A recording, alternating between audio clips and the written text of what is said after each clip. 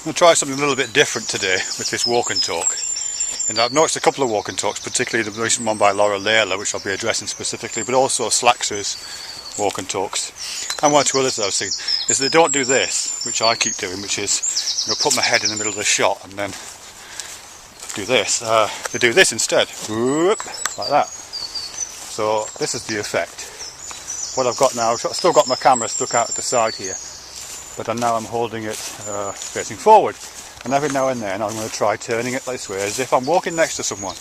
And occasionally we look at each other like this and we talk to one another. And then maybe I turn away and then maybe you turn away. And we enjoy the walk together. And sometimes I'm looking at the same thing as you are. Right now I'm looking towards the end of this little path here, where there is a telegraph pole. But you might be looking somewhere else. You might be looking at the trees on the hilltop. Or you might be looking at me, steal a glance across at me, and I don't know. And occasionally, of course, I might steal a glance at you and do that funny thing where your eyes meet unexpectedly. But I thought I'm going to play around with that idea, that this camera is you. This camera is you.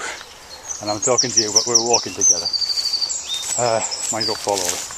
Don't step in that dog shit. Alright. I mean, what I'm thinking of in terms of this walkie thing is that... You still there? Yeah. What I'm thinking of in terms of this walkie thing is the role of the body in this. And really, I guess I was reminded of this with your video yesterday, Laura Layla. But also with one by Matt, Thou Art That. Thou Art That? Matt. Hi, Matt. Who doesn't do walk and talk videos generally, but did one a couple of weeks back. An urban walk, a short urban walk, in which he walks up some steps. And he was like this the whole time. From the front, like that. And you could really hear the breath. And in your video yesterday, Laura Layla, you know, you described it as something like tramping, bouncing, and breathing heavily, I think you called it. Because, you know, again, you could be, you know, a person could really hear your breath and could see the movements that you were making, reflected, echoed, picked up by the movements of the camera. And you're probably doing this with me now. I climbed a bit of a hill before I got the way where I am now, so I'm slightly breathless. And you can probably hear that in my tone of voice. Can you hear that in my tone of voice?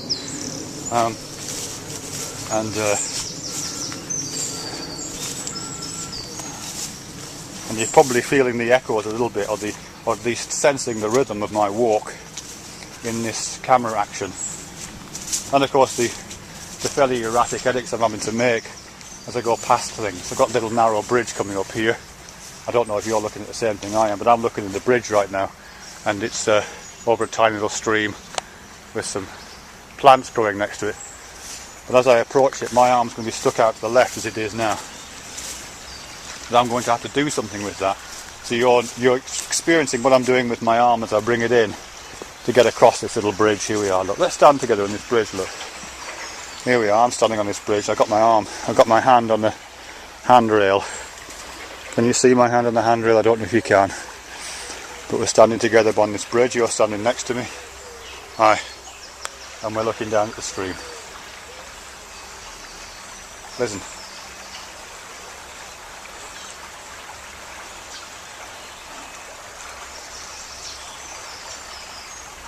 I don't know if you can still hear my breathing. Obviously I can't hear yours. Look at the sky. It's a really beautiful blue this morning. Not a breath of wind.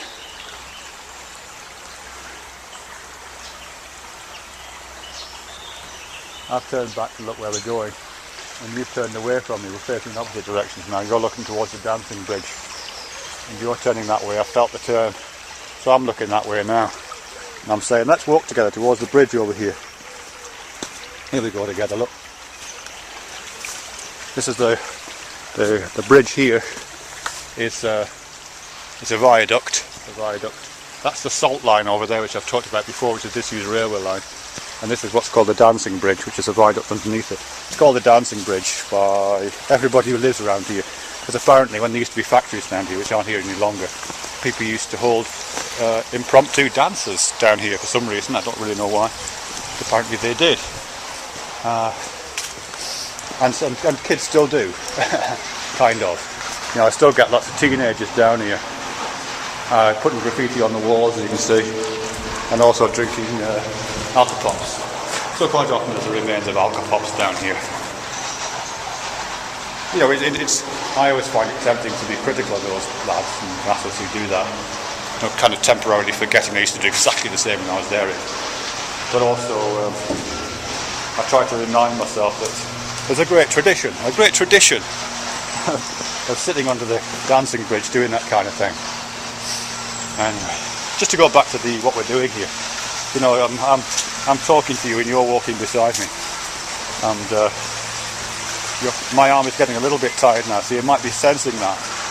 You might be sensing the tiredness of my left arm, because I can feel it lowering a little bit. You might be, you know, the angle that I'm holding the camera at is a bit different to what it was when I first started this video, because of the ache in my shoulder.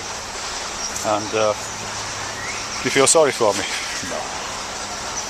But you can still hear my breathing, my panting. Fuck's sake. I sniff a lot. I know I sniff a lot when I make these videos, so I wish I didn't. When I hear myself back, I'm aware of this elephantine sniffing on the way through. I should have snorted more coke, really. That would have cleared my sinuses up, but it hasn't. So you're experiencing that panting, and so I experience your panting when you do those videos. And as I said, the rhythm of your walking and the tiredness of your limbs, possibly. You know, it's almost like there's an informal mise en scène. Is that the right word? Mise en scène? Kind of cinematography going on. You know, this is an unedited video, clearly. I'm not going to take this video home and do anything with it, other than upload it. But there's a kind of informal, natural, embodied mise en scène, natural editing process going on. You know, the choices that I'm making about where to point the camera. You know, sometimes we look together down the path, you know, don't we? And you look away, and then we look together into each other's eyes. You know, all these choices are kind of coming out of the embodied situation that I'm in with the camera, and that you're kind of participating in by proxy, because you're watching this. You know, the mise en scène, the cinematography of the video you're watching right now, is a mise en scène of my body doing this walk. Yeah. Certainly what I find with that, when I watch other people's videos, like yours, Laura Layla, yesterday, or Slaxers, or the one I mentioned by Thou Art That, what I find watching those, apart from the fact it's sometimes quite irritating, sometimes it is quite irritating. I'm sure people sometimes find my videos irritating for the same reason. I guess because we're not used to this kind of mise en scène. One of the things that I find with that is that, what are you looking at? Alright. Looks like there's somebody doing something with a bulldozer over there. I'll have a look in a minute. But, you know, one of the things that I find with all that is that, don't look at me, you're making me feel self-conscious. One of the things that I find about that is that it is very different to looking at someone. You know those videos where we look at each other, just look at me for a sec. You know those videos where we look at each other like this? And particularly when you look right into the little dot in the centre of the lens.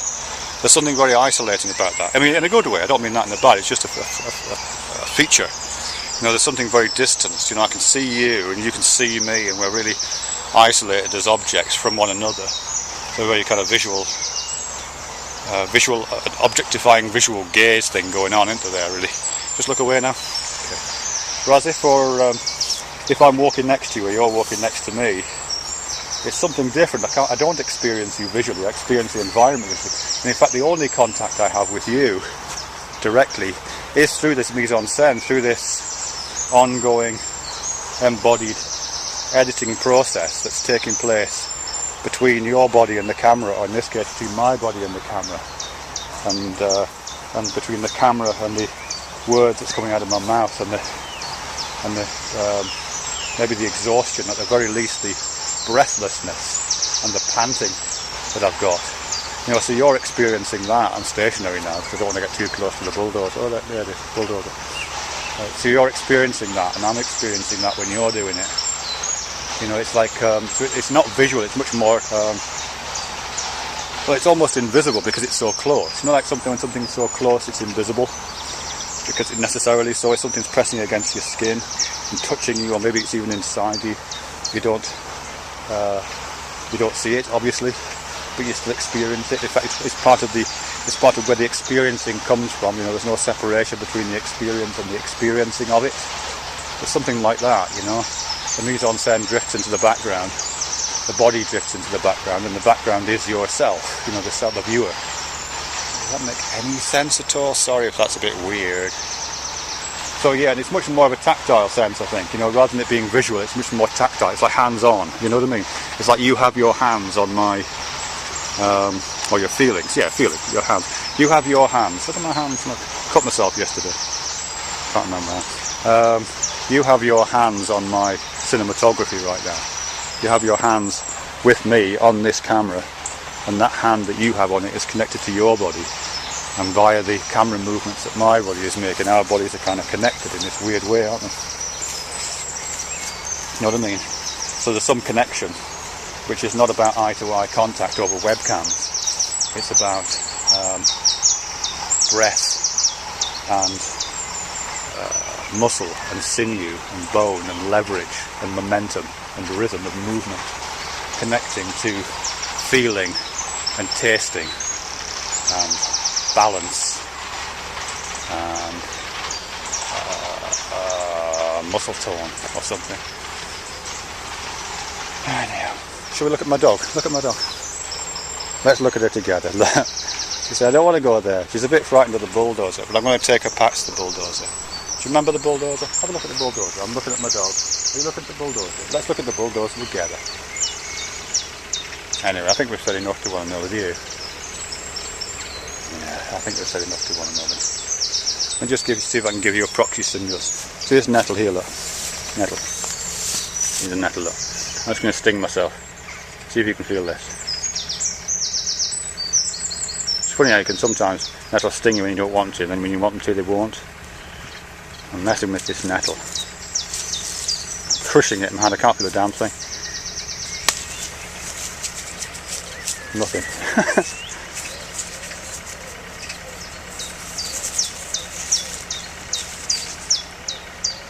I'll try just brushing against it instead. Here we go.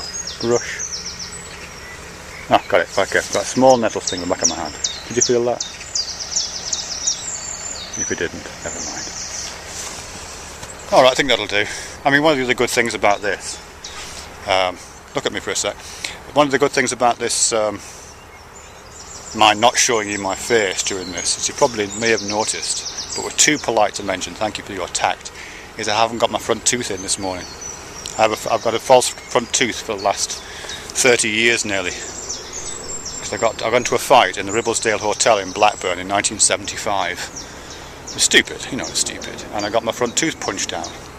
And I've had a false one ever since. And I put it down somewhere, I can't find it. It's the first time I've lost it.